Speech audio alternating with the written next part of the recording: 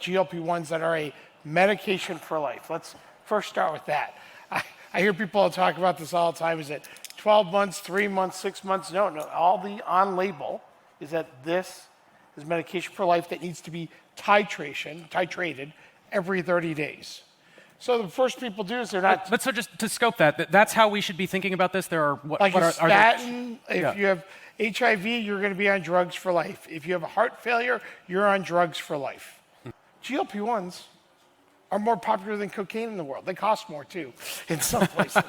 But they're more popular, and when you have this miracle drug that is the first preventative health product that people actually want, it is the first product in our lifetime that consumers around the globe, from America to the UK to Saudi, want this product.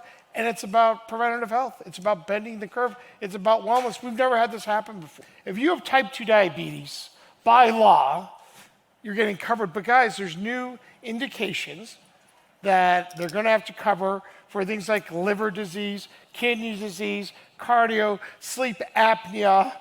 There's another 7 on. If organizations, governments included, tell people, hey, we want you to get screened to get this medication, to get this reduced cost for this miracle drug. But we find things like thyroid issues, liver issues, people had no idea.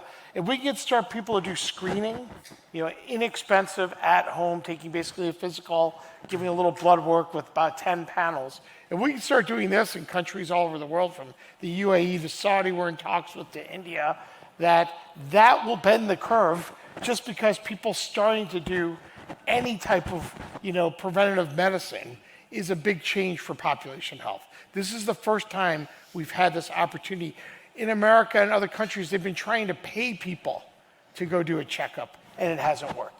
So we figured out the way to keep adherence is not just making sure they check in once a week, but you have to get rid of all these friction points to make sure there's cold storage, the cold chain, where this needs to be refrigerated, like the vaccines and all the COVID products were. So this is all built now, that you need to get people home delivery with the product. They need to get it ahead of time. They need to have titration being done. No one can be on drugs for life if it's really hard.